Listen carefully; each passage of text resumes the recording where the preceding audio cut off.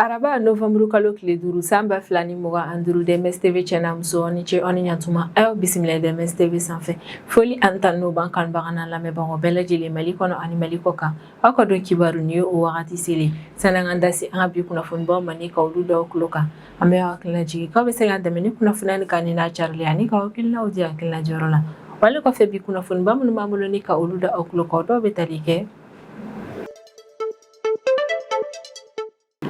Ame wagati min na fɔ ko bi min an ka Mali autorité ye olu bɛ ka fɛɛrɛ bɛɛ lajɛlen latigɛ walasa min Mali dugu jukɔrɔ nafolo yɛrɛ kɔni ka olu bɛɛ lajɛlen bɔ cogo min Mali yɛrɛ kɔni bɛ se ka k'a yɛrɛ a ka sɔrɔ ko ta fanfɛla yɛrɛ kɔni na o ko hukumu de kɔnɔna la tɛnɛndon Novembre kalo tile 3 san 2025 an ka Mali furancɛ fanga ɲɛmaa n'o ye son excellence le général d'armée Assimi Goïta ale taara Buguni région kɔnɔna na walasa ka se ka taa an ka lithium bɔyɔrɔ filanan yɛrɛ kɔni inauguration baaraw kɛ nin don kofɔlen in na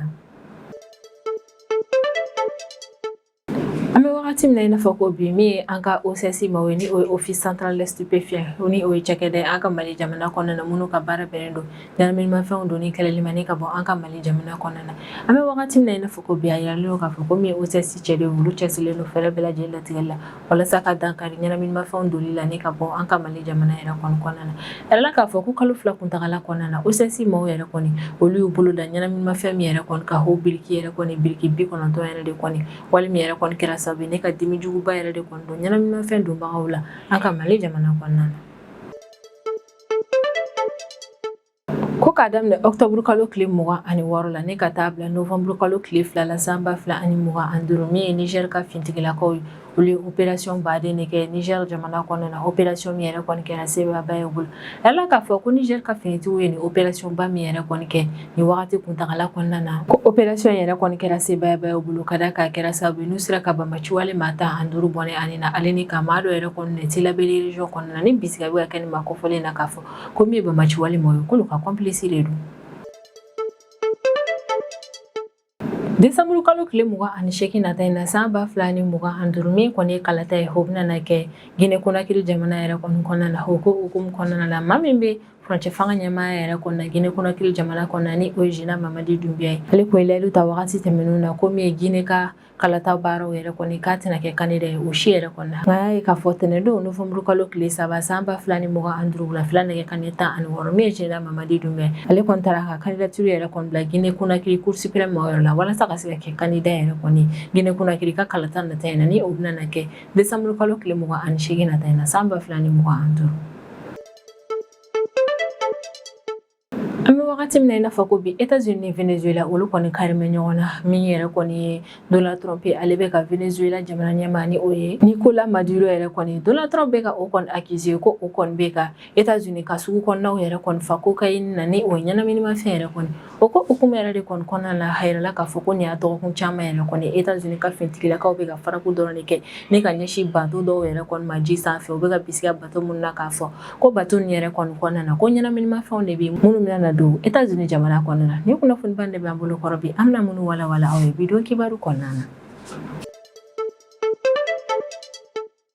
walasa ka se ka fɛɛrɛ latigɛ min ye Mali jamana ye ale ka k'a yɛrɛ ye sɔrɔ ko ta fanfɛla yɛrɛ kɔnɔna a yirala k'a fɔ ko hukumu yɛrɛ de kɔni kɔnɔna la tɛnɛndon Novembre kalo tile 3 san 2025 an ka Mali furancɛ fanga ɲɛmaa ni o ye son excellence le général d'armée Assimi Goïta k'ale taara Buguni région kɔnɔna na don kofɔlen na walasa ka se ka i sen don an ka lithium mine filanan yɛrɛ kɔni dayɛlɛli inauguration baaraw la a yirala k'a fɔ ko nin site kofɔlen yɛrɛ kɔni kan min ye mine de lithium de Buguni SA maaw yɛrɛ kɔni k'olu de bɛ ka nin lithium kofɔlen bɔ wa ko in yɛrɛ kɔni ɲɛtagaba de ye an ka jamana ka sɔrɔ ko yɛrɛ kɔni na min fɛnɛ an ka jamana ka fɛɛrɛ latigɛ walasa k'an ka dugu jukɔrɔ nafolo yɛrɛ kɔni don ba la min yɛrɛ kɔni lithium bɔyɔrɔ in yɛrɛ kɔni dayɛlɛli ko filanan ye o kɔni bɛ ɲɛtagaba de don o baara in kɔnɔna na son excellence le général d'armée Assimi Goïta ni ale an ka Mali furancɛ fanga ɲɛmaa ye a yirala k'a fɔ k'ale kɔni talen ni lithium mine yɛrɛ kɔni dayɛlɛli baaraw la Buguni région kɔnɔna na ko Buguni sigibaw yɛrɛ kɔni bɔra i n'a fɔ ko kɔnɔkulu ka furancɛ fanga ɲɛmaa yɛrɛ kɔni kunbɛn ni tɛgɛrɛ fɔ hali ni nisɔndiya ye ko a maaba caman yɛrɛ kɔni kun bɛ inauguration in baarakɛyɔrɔ yɔrɔ yɛrɛ kɔni na walen b'a yira k'a fɔ ko min yɛrɛ kɔni lithium min dayɛlɛli ko filanan yɛrɛ kɔni ko nafaba yɛrɛ kɔni bɛ o ko la Mali jamana kɔnɔdenw bɛɛ lajɛlen bolo. Maa minnu yɛrɛ kɔni welela walasa u ka se ka taa u sen don ni inauguration baara nin yɛrɛ kɔni na a yirala k'a fɔ k'olu yɛrɛ kɔni na Buguni autorité locale tun bɛ yen, Buguni société civile ka représentant tun bɛ yen, Mali partenaires internationaux minnu yɛrɛ kɔni sen bɛ don nin baara in na kosɛbɛ olu caman tun bɛ ni o dɔw ye Chine ka maaw ale ni Royaume-Uni yɛrɛ kɔni ka maaw ye a yirala k'a fɔ ko ni maaba nin bɛɛ lajɛlen de tun bɛ inauguration in baara yɛrɛ kɔni kɛyɔrɔ la Buguni région kɔnɔna na. Buguni dugutigi ni o ye Ntogo Jakite ye ale bɛ kuma a ka dugudenw yɛrɛ kɔni tɔgɔ la u b'u ka waleɲuman dɔ kɛ ni ka ɲɛsin an ka Mali autorités ma b'a yira k'a fɔ ko mini yɛrɛ kɔni dayɛlɛli baaraw kɛli olu ka yɔrɔ yɛrɛ kɔni na ko nafaba yɛrɛ kɔni bɛ o la olu ka yɔrɔ sigibaa maaw bolo ka d'a kan a bɛ kɛ sababu yɛrɛ kɔni ni olu ka sifinnaka caman bɛ baara sɔrɔ min yɛrɛ kɔni olu ka condition de vie ye k'olu bɛ améliorer fo ka taa se Buguni région yɛrɛ kɔni infrastructure yɛrɛ kɔni développeli baaraw yɛrɛ kɔnɔ min ye dugutigi ye ale b'a yira k'a fɔ k'u nisɔndiyalen don ka d'a kan ni lithium bɔyɔrɔ in yɛrɛ kɔni dayɛlɛli olu ka yɔrɔ la o bɛ na ni nin fɛn bɛɛ in yɛrɛ de kɔni ye. An ka miniko minisiri ni o ye Amadou Keita yɛrɛ kɔni a yirala k'a fɔ k'ale tun bɛ inauguration in baarakɛyɔrɔ yɛrɛ kɔni na ko wa a bɛ kuma nin yɔrɔ kofɔli in na a y'a yira k'a fɔ ko lithium bɔyɔrɔ in yɛrɛ kɔni inauguration baara yɛrɛ kɔni ko nafaba yɛrɛ kɔni bɛ o la wa ko kɔrɔmaba don ka d'a kan an ka jamana yɛrɛ kɔni ka sɔrɔ yɔrɔw cayali ale ni secteur in yɛrɛ kɔni industrialiseli yɛrɛ kɔni ko nin kɔni ye jɔdaba de ye o ko la a bɛ hakililaji kɛ k'an bɛ wagati min na i n'a fɔ ko bi an ka jamana dugu jukɔrɔ nafolo yɛrɛ kɔni donni ko b'a la komi an ka Mali gouvernement ma olu cɛsirilen don o ko la o de kɔnɔ u nana ni yɛlɛma caman yɛrɛ kɔni an ka jamana code minier yɛrɛ kɔni kɔnɔna na ni o yɛlɛma min yɛrɛ kɔni donna an ka code minier yɛrɛ kɔnɔ na o bɛ kɛ sababu ye ni min yɛrɛ kɔni ye Mali jamana ye ale bɛ nafaba sɔrɔ a ka dugu jukɔrɔ nafolo la wa projet yɛrɛ kɔni bɛ kɛ jamana kɔnɔna na projet min yɛrɛ kɔni kɔnɔna na État ale ni jamana kɔnɔdenw bɛɛ lajɛlen bɛ i bɔ fan yɛrɛ kɔni sɔrɔ o ko la ko Buguni ka ni lithium ko in yɛrɛ kɔni na ko investissement min yɛrɛ kɔni kɛra a la o ye dollar wari $65 yɛrɛ de kɔni ye ko wa u ka laɲini yɛrɛ kɔni ye min ye ni lithium bɔyɔrɔ in dayɛlɛli ko yɛrɛ kɔni na o laɲini ninnu de ye k'u jigi dalen don a kan k'a fɔ ko san kɔnɔna na u bɛ se ka lithium hakɛya min yɛrɛ kɔni bɔ o bɛ taa fo tonne 120 na ko laɲiniba dɔ yɛrɛ kɔni fɛnɛ ye yanni san 2026 yɛrɛ kɔni cɛ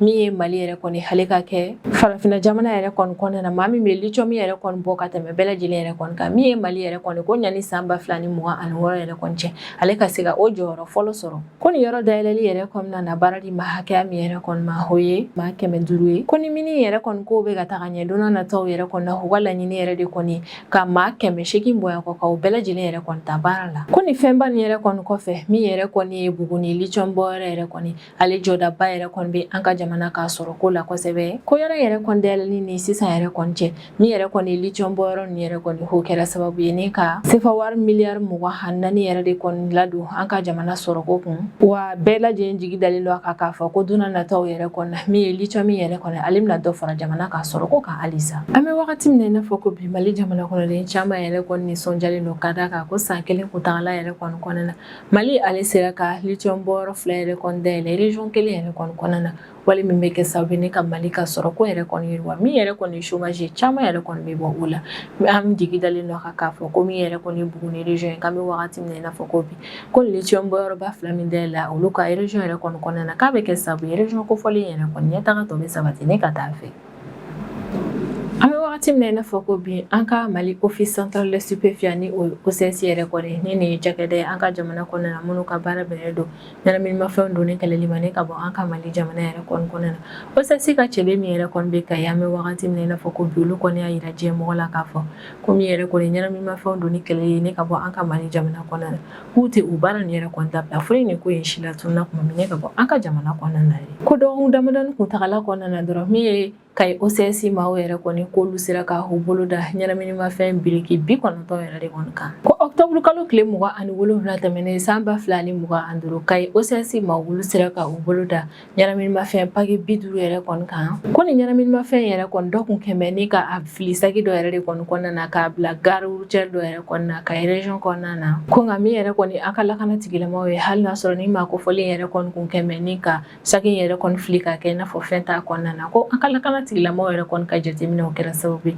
n'u kɔni taara sagi in kɔnɔna woloma ka ɲɛ. Ko kabini lakana tigilamɔgɔw yɛrɛ kɔni taara sagi in yɛrɛ kɔni kɔnɔna yɛrɛ kɔni woloma u taara bɔ a kalama k'a fɔ ko min yɛrɛ kɔni ye ɲɛnaminimafɛn ko pake 50 yɛrɛ kɔni kun bɛ sagi kofɔlen in kɔnɔna na kabini bɔ kɛra o fɛnɛ yɛrɛ kɔni kalama. OSAS cɛ de olu ye sɛgɛsɛgɛli baaraw yɛrɛ kɔni daminɛ o yɔrɔ bɛɛ la. Ko bolo dalen ni ɲɛnaminimafɛn caman ninnu yɛrɛ kɔni ka opération fɔlɔ yɛrɛ kɔni na kabini o yɛrɛ kɔni kɛra OSAS cɛdenw ye sɛgɛsɛgɛli baara min yɛrɛ kɔni daminɛ. Ko sɛgɛsɛgɛli baara in yɛrɛ kɔni ye jaabi di teliya la. Ko jaabi min yɛrɛ kɔni bɔra sɛgɛsɛgɛli baara in yɛrɛ kɔni na o kɛra sababu ye ni kabini kari don novembre kalo tile 2 san 2025 min ye OSAS ma wele o opération baara kɛ don kofɔlen in fɛnɛ na. Ko lieutenant colonel Mumini Bengali yɛrɛ kɔni ka ɲɛmɔgɔya yɛrɛ kɔni kɔnɔna la OSAS ma olu sera k'u bolo da ɲɛnaminimafɛn pake 40 yɛrɛ kɔni kan intervention dɔ yɛrɛ kɔni senfɛ min kɛra poste de contrôle dɔ yɛrɛ kɔni na Kayi région kɔnɔna na. Ko Kayi OSAS maaw yɛrɛ kɔni ko kalo 2 kuntagala yɛrɛ kɔni kɔnɔna na olu sera k'u bolo da ɲɛnaminimafɛn pake 90 yɛrɛ kɔni kan k'u kɛlen ni ka ni opération ba nin yɛrɛ kɔni kɛ o ye cikan gɛlɛn ni ka ɲɛsin ɲɛnaminimafɛn donbagaw ma an ka Mali jamana kɔnɔna na.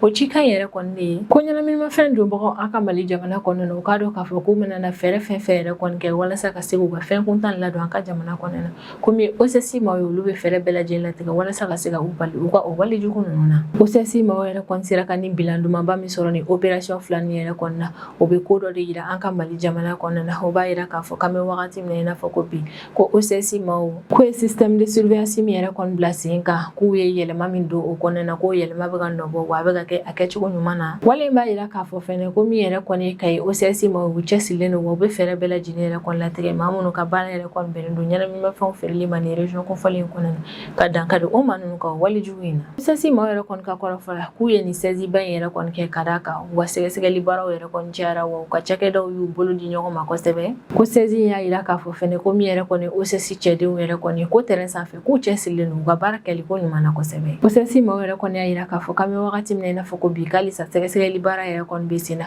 walasa ni maa minnu yɛrɛ kɔni ka baara bɛnnen don ɲɛnaminimafɛnw feereli ma ni région kofɔlen in kɔnɔna na ka fɛɛrɛ latigɛ n'a sɔrɔ réseau de ye kun yɛrɛ kɔni ka réseau in ci ka bɔ yen wali min bɛ kɛ sababu ye ne ka jamana kɔnɔdenw ka kɛnɛyako yɛrɛ kɔni sabati. K'an bɛ wagati min na i n'a fɔ ko bi OSAS maaw yɛrɛ kɔni ka laɲini de ye min ye o de ye maa minnu yɛrɛ kɔni bɛ ni réseau in ɲɛmaa yɛrɛ kɔni ka fɛɛrɛ latigɛ ni ka olu dɔn ani ka tɛgɛ da u kan walasa ka se ka taa ni o maa nin yɛrɛ kɔni kiiri tigilamaaw yɛrɛ kɔni ɲɛma cogo min u ka se ka ɲagi u ka walejugu kɛta nin yɛrɛ kɔnɔna an ka jamana kɔnɔna na.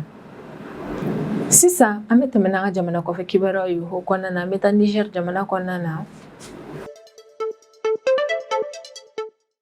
Tɛnɛ tɛmɛnen novembre kalo tile 3 san 2025 Niger ka finitigilakaw yɛrɛ kɔni bɛ laseli kɛ ko octobre kalo tile 26 ka taa se novembre kalo tile 2 ma san 2025 ko min yɛrɛ kɔni Niger ka finitigilakaw ye k'u ye opération ba dɔw yɛrɛ kɔni kɛ Niger ouest yan fanfɛla la kɛrɛnkɛrɛnnenya la Tilaberi région kɔnɔna na ko opération nin bɛɛ lajɛlen kɛra sebaya u bolo ka d'a kan a kɛra sababu ye n'u sera ka bamaci walima 15 bɔnɛ ani na. Niger ka finitigilakaw ka bulletin d'information yɛrɛ kɔni kɔnɔna na o y'a yira k'a fɔ ko bamaci maaw yɛrɛ kɔni fagali fɛnɛ kɔfɛ opération nin senfɛ ko Niger ka finitigilakaw yɛrɛ kɔni sera ka tiɲɛni yɛrɛ kɔni don fɛn pɛrɛntanden 5 yɛrɛ kɔni na ko marifa 8 ni chargeur 9 Niger ka finitigiw sera ka u bolo da u kan moto 6 kɛlɛkɛminɛn caman fo ka taa se matériel de communication yɛrɛ kɔni ma ko Niger ka finitigilakaw sera ka u bolo da ni fɛnba nin yɛrɛ kɔni kan ni opération in senfɛ. Niger ka finitigilakaw yɛrɛ kɔni ka kɔrɔ fɔlɔ ka bulletin d'information yɛrɛ kɔni kɔnɔna na ko ni opération nin yɛrɛ kɔni senfɛ ko Niger ka finitigi foyi yɛrɛ kɔni ma bɔnɛ ani na ko opération fɔlɔ yɛrɛ kɔni kɛra octobre kalo tile 30 tɛmɛnen san 2025 sufɛla de fɛ ko nin don kofɔlen yɛrɛ kɔni na Niger ka finitigiw ni bamaci wale maaw yɛrɛ kɔni nana kari ɲɔgɔn na ko sa tɔndon bɔ localité yɛrɛ kɔni fanfɛla la ko kabini Niger ka finitigi ni bamaci wale maaw yɛrɛ kɔni karila ɲɔgɔn na Niger ale y'a ka vecteur aérien yɛrɛ kɔni wuli walasa ka se ka taa frappe kɛ ni ka ɲɛsin bamaci wale maa yɛrɛ kɔni ma ko opération yɛrɛ kɔni senfɛ bamaci wale maa minnu yɛrɛ kɔni bɔnɛna u ni na o dɔgɔyalenba ye bamaci wale maa 9 ye ko octobre kalo tile 28 tɛmɛnen san 2025 min yɛrɛ kɔni Niger ka finitigilakaw ka sanfɛ kɛlɛkɛminɛnw yɛrɛ kɔni olu kun bɛ mission de reconnaissance offensive dɔ yɛrɛ kɔni na Shimbarka 1 localité yɛrɛ kɔni na ko ka Niger ka finitigilakaw yɛrɛ kɔni ka vecteur aérien to u ka ni mission de reconnaissance offensive yɛrɛ kɔni na k'u ye bamaci wale maa 3 bɔnɛ u ni na ni localité kofɔlen in kɔnɔna na ko don kelen yɛrɛ kɔni na ka Niger ka finitigilakaw yɛrɛ kɔni to patrouille la Sirba Sud ouest yan fanfɛla yɛrɛ kɔni fɛ ko min yɛrɛ kɔni Niger ka finitigilakaw u taara bɔ bɛlɛnbɛlɛlikɛla dɔ yɛrɛ kɔni ka min Bamaci walima u ka ciden yɛrɛ kɔni kabini o yɛrɛ kɔni kɛra Niger ka fintigilakaw u ye fɛɛrɛ latigɛ ni ka nin bɛlɛnbɛlikɛla yɛrɛ kɔni bɔnɛ ka bɔ ani na ko ɲani opération yɛrɛ kɔni cɛ ko Niger ka fintigilakaw ka poste militaire min yɛrɛ kɔni be Inat localité yɛrɛ kɔni kɔnɔna na ko o fintigilakaw yɛrɛ kɔni ye opération de recherche dɔ yɛrɛ kɔni daminɛ Kalashi secteur kɔnɔna na ko ka Niger ka fintigilakaw yɛrɛ kɔni to o opération de recherche yɛrɛ kɔni na u taara bɔ Bamaci walima dɔw yɛrɛ kɔni kan n'u ye fɛɛrɛ latigɛ ka farapu kɛ ni ka ɲɛsin Bamaci walima ninnu yɛrɛ kɔni ma wale min kɛra sababu ne ka Bamaci walima fila bɔnɛ ani na ko fɛnɛ tɛmɛlen kɔfɛ Niger ka fintigilakaw sera ka u bolo da radio dɔ yɛrɛ kɔni ka Bamaci walima u bɛ kuma ɲɔgɔn tɛmɛ u ɲɔgɔn cɛla la radio min na ale ni kɛlɛkɛminɛn caman yɛrɛ kɔni ko ni opération yɛrɛ kɔni senfɛ Niger ka fintigilakaw sera ka u bolo da o fɛnba nin yɛrɛ kɔni kan an bɛ wagati min na fɔ ko bi Niger ka fintigilakaw y'a yira k'a fɔ k'u cɛsirilen don halisa Bamaci walima u ɲinini n'u nana minɛlen n'u bɔnɛni na u ni ni jamana kofɔlen in kɔnɔna na walasa min yɛrɛ kɔni Niger jamana kɔnɔdenw n'u bololafɛnw ka se ka olu ka lakana sabati jamana in fantan naani bɛɛ lajɛlen na Guinée Conakry frontière fanga ɲɛma ni o ye Général Mamadi Doumbia yɛrɛ kɔni hayala k'a fɔ k'ale kɔni taara ka candidature yɛrɛ kɔni bila walasa ka se ka kɛ candidat ye Guinée Conakry ka lata nata in na ni o bɛna kɛ décembre kalo tile 28 nata in na san 2025 Général Mamadi Doumbia wagati min na ale bɛna fanga yɛrɛ kɔni na Guinée Conakry jamana kɔni na ni o kɛra coup d'état dɔ yɛrɛ kɔni senfɛ min kɛra san 2021 wagati min yɛrɛ kɔni Général Mamadi Doumbia ye ale ko layidu yɛrɛ kɔni ta k'a tɛna kɛ candidat ye Guinée Conakry ka lata foyi la nka a kun yirala k'a fɔ ko walasa i ka se ka kɛ candidat yɛrɛ kɔni Guinée Conakry kalata la ni o bɛna kɛ décembre kalo tile 28 nata in na san 2025 ko walasa i ka t'i ka candidature yɛrɛ kɔni bila Guinée Conakry Cour suprême yɛrɛ kɔni na ko délai dan kun ye tɛnɛn tɛmɛnen novembre kalo tile 3 de ye san 2025 ko nin don kofɔlen yɛrɛ kɔni na bɛɛ lajɛlen kun sigilen don n'a ye k'a fɔ ko min yɛrɛ kɔni Général Mamadi Doumbia k'ale tɛna na ni i ka candidature yɛrɛ kɔni ye Guinée Conakry Cour suprême yɛrɛ kɔni na ko nka tɛnɛn don novembre kalo tile 3 san 2025 wulafɛla nɛgɛ kanɲɛ 16 wagati maaw yɛrɛ kɔni balila Général Mamadi Doumbia ale taara n'a a ka candidature yɛrɛ kɔni ye Guinée Conakry Cour suprême na ko ka sɔrɔ ko wagati laban in yɛrɛ kɔni na maa caman yɛrɛ kɔni kun y'a yira k'a fɔ k'a bɛna fɔ Général Mamadi Doumbia k'a bɛ fɛ ka kɛ candidat yɛrɛ kɔni Guinée Conakry kalata la ko wa kabini septembre kalo tile 26 tɛmɛnen san 2025 ni Guinée Conakry mɔgɔw y'u ka constitution kura yɛrɛ kɔni promulgué ko kabini o wagati yɛrɛ kɔni na jateminɛ caman kɔni y'a yira k'a fɔ ko sariya sunba kura yɛrɛ kɔni sigilen Guinée Conakry jamana kɔnɔna na ko bɛ dadi Général Mamadi Doumbia yɛrɛ kɔni ma walasa a ka se ka kɛ candidat yɛrɛ kɔni ye Guinée Conakry ka lataw la maa caman ka kɔrɔfɔ la ko Général Mamadi Doumbia ye nin ko in yɛrɛ kɔni kɛ ko ka sɔrɔ wagati min na a bɛ fanga ta Guinée Conakry jamana kɔnɔna na ni o kɛra san 2021 wagati ko ni maa kofɔlen yɛrɛ kɔni kun ye layidu yɛrɛ kɔni ta ko min ye Guinée Conakry ka frontière fanga yɛrɛ kɔni ye ko a bɛ o ɲɛmɔgɔya ta a bɛ continuer o fɛ ko ni jamana yɛrɛ kɔni basigira dɔrɔn min yɛrɛ kɔni ye fanga ye k'a b'o di maa wɛrɛ ma ko an bɛ wagati min na i n'a fɔ ko bi maa caman kɔni sigilen don n'a ye k'a fɔ ko min yɛrɛ kɔni ye Général Mamadi Doumbia k'ale de bɛna kɛ Guinée Conakry jamana ɲɛmaa ye ka d'a kan n'i y'a ta k'a lajɛ yɛrɛ kɔni a kanubagaw ka ca kosɛbɛ a ka jamana kɔnɔna na ko wa Guinée Conakry frontière fanga ɲɛmaa ale ye candidature déposeli délai laban dɔ yɛrɛ de kɔni kɔnɔ walasa ka se ka taa a ka candidature yɛrɛ kɔni bila Cour suprême na ko wa tɛnɛn don novembre kalo tile 3 san 2025 Guinée Conakry Cour suprême yɛrɛ kɔni min ye candidature déposeli ko olu y'o ko yɛrɛ kɔni datugu ko wa don nataw yɛrɛ kɔni u bɛna candidat ninnu bɛɛ lajɛlen ka dossier yɛrɛ kɔni analyser kosɛbɛ k'an bɛ wagati min na i n'a fɔ ko bi candidat seegin yɛrɛ de kɔni taara ni a ka dossier yɛrɛ kɔni ye Guinée Conakry Cour suprême yɛrɛ kɔni na o candidat seegin ninnu yɛrɛ kɔni ye Ousmane Kaba ni ale ye économiste ni jamana kofɔlen in kɔnɔna na wa Guinée Conakry ka kalata 2 tɛmɛnen yɛrɛ kɔni na ni maa kofɔlen kun ye candidat ye o la ka Alpha Condé fɛnɛ to fanga yɛrɛ kɔni na Guinée Conakry jamana kɔnɔna na ni maa kofɔlen kun ye ministre ye Lansana Kouyaté ale fɛnɛ taara ka candidature yɛrɛ kɔni bila hayɛla k'a fɔ ko k'a daminɛ san 2007 la ka taa bila san 2008 na ko ni maa kofɔlen kun ye premier ministre ye Guinée Conakry jamana kɔnɔna na Amadou Thierno Diallo ale yɛrɛ kɔni kun ye ministre ye Alpha Condé ka fanga wagati Ben Youssouf Keita Makale Camara ni Alpha Condé ka fanga wagati ale kun y'u ka ministre des affaires étrangères ye Faya Milimono Asuman Fofana ale ni Général Mamadi Doumbia hayɛla k'a fɔ k'an bɛ wagati min na i n'a fɔ ko bi ko ni maa seegin nin yɛrɛ de kɔni taara ni u ka candidature yɛrɛ kɔni Guinée Conakry Cour suprême yɛrɛ kɔni na ko wa don nataw yɛrɛ kɔni na kɛrɛnkɛrɛnnenya la décembre kalo tile 28 nata in na san 2025 ko ni kalata baara yɛrɛ kɔni daminɛ na Guinée Conakry jamana kɔnɔna na ko ni maa seegin nin yɛrɛ de kɔni na fɛɛrɛ latigɛ ni kɛlɛ yɛrɛ kɔni na sugandi ni ka kɛ Guinée Conakry jamana ɲɛmaa ye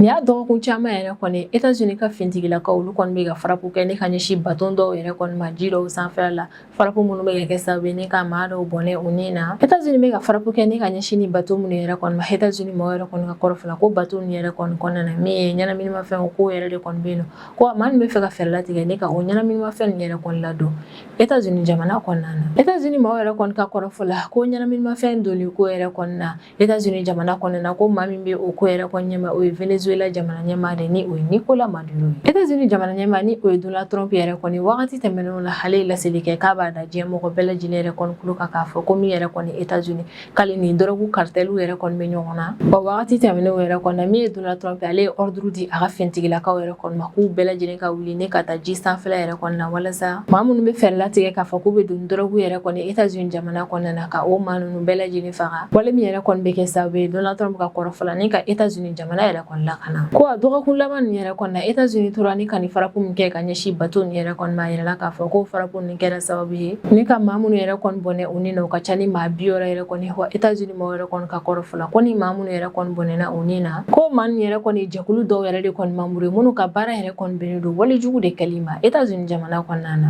wa an bɛ wagati min na i n'a fɔ ko bi Nicolas Maduro ni ale de Venezuela jamana ɲɛmaa ale kɔni ɲini bɛ kosɛbɛ États-Unis kiriko maaw fɛ ka d'a kan États-Unis maaw yɛrɛ kɔni ka kɔrɔfɔ la ko min ye Nicolas Maduro yɛrɛ kɔni ko ale yɛrɛ kɔni sen bɛ ni trafic de drogue nin yɛrɛ kɔni na États-Unis jamana kɔnɔna na min ye Nicolas Maduro yɛrɛ kɔni ni ale de Venezuela jamana ɲɛmaa ale kɔni ka kɔrɔfɔ la ko États-Unis maaw yɛrɛ kɔni bɛ ka ni kuma min yɛrɛ kɔni fɔ ale ma k'o ye fɛɛrɛ de y'u bolo walasa ka se ka ale wuli ka bɔ Venezuela jamana ɲɛmaaya la walasa pétrole minnu yɛrɛ kɔni bɛ Venezuela dugukolo jukɔrɔla la ko États-Unis bɛ fɛ ka olu ka pétrole nin yɛrɛ de kɔni bɔ ko yɛrɛ de kɔni na États-Unis bɛ ka fɛɛrɛ latigɛ ni ka ale Nicolas Maduro yɛrɛ kɔni fili ka bɔ fanga yɛrɛ kɔni na ko kabini septembre kalo daminɛ san 2025 min ye États-Unis ale kɛmɛ ne k'a ka sanfɛ kɛlɛkɛminɛnw wuli a bɛ ka to ka farapu yɛrɛ kɔni kɛ ni ka ɲɛsin bateau dɔw yɛrɛ kɔni ma États-Unis mɔgɔw yɛrɛ kɔni ka kɔrɔfɔ la ko olu bɛ ka farapu kɛ ni ka ɲɛsin ni bateau minnu ma ko bateau nin yɛrɛ kɔni narcotrafiquants de ta ye ko États-Unis ye farapu laban min yɛrɛ kɔni kɛ ni ka ɲɛsin bateau yɛrɛ kɔni ma o farapu in yɛrɛ kɔni kɛra sibiri tɛmɛnen novembre kalo tile fɔlɔ san 2025 ko wa o farapu in kɛra sababu ye ni ka maa 3 de bɔnɛ ani na États-Unis ka lafasali ministre yɛrɛ kɔni ka secrétaire o ka kɔrɔfɔ la ko ni narcotrafiquants man yɛrɛ de kɔni bɛ fɛɛrɛ latigɛ ni ka drogue yɛrɛ kɔni ladon États-Unis jamana kɔnɔ na walasa ka se ka États-Unis jamana kɔnɔdenw empoisonner ko nka maa yɛrɛ kɔni k'a dɔn k'a fɔ k'u ka laɲiniw tɛna sabati ka d'a kan olu États-Unis autorités bɛ fɛɛrɛ bɛɛ lajɛlen latigɛ ni ka maa ninnu bali u ka o wale in na ko min ye États-Unis maaw yɛrɛ kɔni u ye banbaci walejɛkulu Al-Qaïda maaw yɛrɛ kɔni traité cogo min na k'u bɛ o ko kelen de kɛ ni ka ɲɛsin ni narcotrafiquants ninnu ma bakurubaya la dɔgɔkun laban nin yɛrɛ kɔni na États-Unis maaw kɔni y'a jira k'a fɔ k'olu ye farapu 16 de kɛ ni ka ɲɛsin bateau dɔw ma wa États-Unis maaw yɛrɛ kɔni ka kɔrɔfɔ la k'olu ye o farapu minnu kɛ ni ka ɲɛsin bateau nin yɛrɛ kɔni ma k'o kɛra sababu ye ni ka maa 65 de bɔnɛ ani na wa kabini don tɛmɛnenw yɛrɛ kɔni na min ye Donald Trump ni ale de États-Unis jamana ɲɛmaa ale kɔni y'a jira k'a fɔ k'an bɛ wagati min na i n'a fɔ ko bi ko maa minnu yɛrɛ kɔni ka baara bɛnnen don ɲɛnaminimafɛnw donni ma États-Unis jamana kɔnɔna na ko États-Unis yɛrɛ kɔni tɛna na ko in gɛlɛya bilen u bɛ o maa ninnu bɛɛ lajɛlen faga siɲɛ kelen an kɔni bɛ wagati min na i n'a fɔ ko bi États-Unis maaw yɛrɛ kɔni bɛ ka Venezuela jamana ɲɛmaa ɲini kosɛbɛ ni o ye Nicolas Maduro yɛrɛ kɔni o bɛ k'a ɲini f'u yɛrɛ kɔni taara wari yɛrɛ kɔni da nin ma kofɔlen yɛrɛ kɔni kunkolo kan ko ni maa min yɛrɛ kɔni sera ka na Nicolas Maduro yɛrɛ kɔni k'aw di olu États-Unis maaw yɛrɛ kɔni ma k'u bɛ wari yɛrɛ kɔni di o tigi ma ka d'a kan États-Unis maaw yɛrɛ kɔni ka kɔrɔfɔ la ko maa minnu yɛrɛ kɔni bɛ ka fɛɛrɛ latigɛ ni ka États-Unis sugu yɛrɛ kɔni fa drogue yɛrɛ kɔni na ko o maa ninnu yɛrɛ kɔni jugurama donnen don kosɛbɛ Venezuela jamana ɲɛmaa de fɛ ni o ye Nicolas Maduro ye ni ne bɛ dan sigi an ka bidon kibaru la an b'an kanubaga n'a lamɛnbagaw bɛɛ lajɛlen fo Mali kɔnɔ ani Mali kɔ kan an bɛ hakilina jigin k'aw bɛ se k'an dɛmɛ ni kunnafoni ni kanina carili ani ka hakilinaw di hakilina diyɔrɔ la wali kɔfɛ an b'a fɔ ɲɛna ko aw k'an bɛn a ɲɔgɔnna wɛrɛ ma